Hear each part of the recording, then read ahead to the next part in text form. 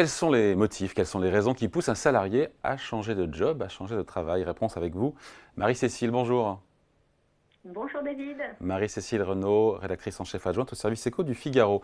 C'est une enquête du cabinet Randstad que vous relayez et qui nous apprend mais beaucoup de choses, notamment que les salariés ont la bougeotte.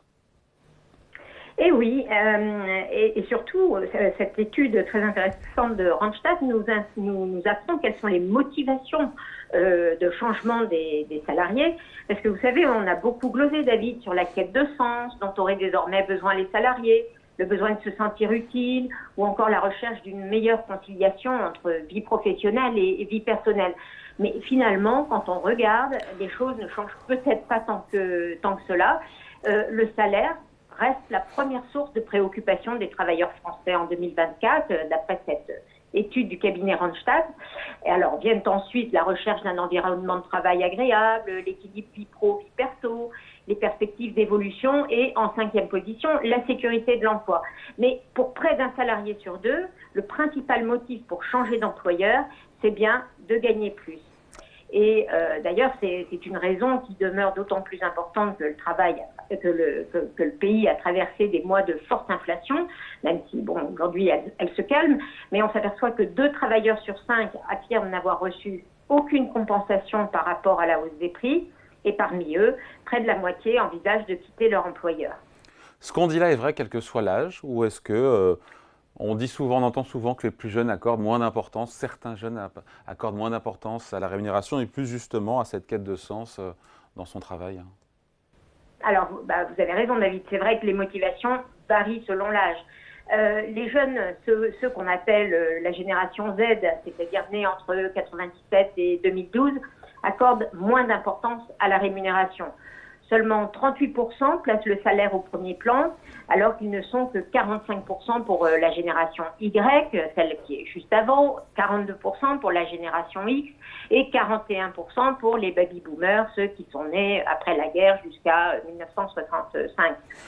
Donc on voit que les salariés de la génération Z, la Gen Z comme on les appelle, accordent une plus grande importance à l'intérêt de leur mission que les autres générations.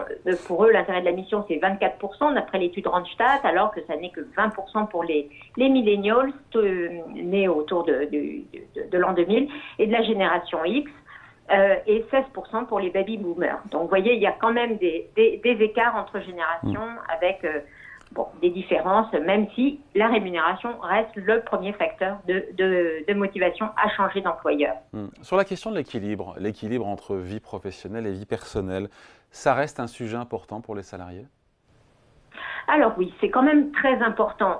Et c'est vrai qu'il y a une aspiration à une meilleure conciliation vie pro, vie perso, quelles que soient les tranches d'âge, c'est diffus dans toute la société. Ça reste très important et ça figure en 3e position du top 5 dans les critères de choix d'un employeur, après le salaire et la qualité de l'environnement de travail. D'ailleurs, on voit bien que le sujet est sur la table, dans ce que le Premier ministre Gabriel Attal veut généraliser l'expérimentation de la semaine en 4 jours, d'ailleurs, et non pas de 4 jours. C'est-à-dire que ce serait toujours le même nombre d'heures, mais sur 4 jours, avec une semaine plus concentrée, mais sans réduction de travail. Et par ce biais, Gabriel Attal a dit qu'il voulait donner plus de souplesse à ceux qui le souhaitent. Donc on voit que c'est un sujet qui est dans l'air du temps. D'ailleurs, quand il était ministre des Comptes publics, Gabriel Attal avait déjà lancé la semaine en 4 jours en test dans l'administration, notamment au sein de l'URSSAF de Picardie et de la Caisse nationale d'assurance vieillesse, la caisse de retraite. Et le Premier ministre a aussi dit qu'il voulait tester les semaines différenciées. Par exemple, pour les parents divorcés qui ont leurs enfants en garde alternée une semaine sur 2. Donc, on voit bien qu'il y a plein d'évolutions qui se profilent sur le temps de travail, son organisation, la meilleure conciliation vie pro, vie perso. Pour autant, il ne faut pas oublier que ce qui prime encore, c'est le pouvoir d'achat et donc la rémunération, et que les fins de mois sont difficiles et que ce qui compte, c'est aussi ce qui rentre dans le porte-monnaie. Je reviens sur les salariés qui ont la bougeotte. Le chiffre, je l'ai retrouvé, c'est 1/4 des salariés qui comptent changer de taf, de travail, dans les 6 mois. Je ne me rends pas compte si c'est un chiffre si c'est beaucoup dans l'absolu, mais est-ce que, en relatif, est-ce que ça a beaucoup évolué depuis 1 an, 2 ans? Voilà, en tout cas, c'est 1/4 des salariés qui se disent prêts à bouger. Oui, ça reste très important et ça confirme, ça conforte le discours des entreprises qui ne cessent de dire qu'elles auront beaucoup de mal à recruter et surtout beaucoup de mal à fidéliser leurs salariés. Donc effectivement, cette étude Randstad parle d'un quart des salariés qui envisagent de changer dans les 6 mois et d'un quart qui a déjà changé dans les 6 mois passés. Donc vous voyez, il y a quand même on dit souvent que le marché français est pas très mobile. Alors c'est en partie vrai, mais il y a aussi des salariés qui ont la bougeotte et qui veulent changer de poste. Et cette difficulté des entreprises, qu'elles ne cessent de répéter, à d'une part recruter, trouver les compétences qu'elles cherchent, et d'autre part fidéliser les salariés.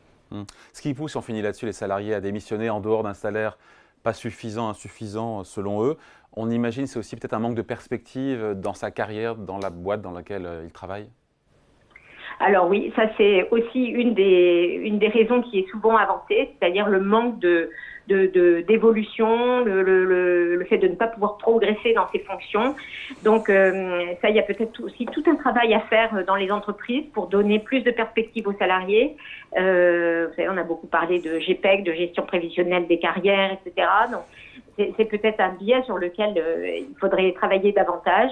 Mais effectivement, et là aussi, ça recoupe une des préoccupations de Gabriel Attal quand il parle de smicardisation de la société, c'est-à-dire qu'il y a toute une partie des salariés qui sont au SMIC et avec aucune perspective d'évolution, qui resteront non seulement à cette fonction, mais à ce salaire. Et finalement, vous voyez, les deux préoccupations se recoupent. Et donc, c'est un des combats du gouvernement de lutter contre la smicardisation de la société et voilà, c'est bien notre sujet. Allez, merci beaucoup. Explication signée Marie-Cécile Renaud, rédactrice en chef adjointe au service Éco du Figaro. Merci, bonne journée. Merci David, Bye. Au revoir.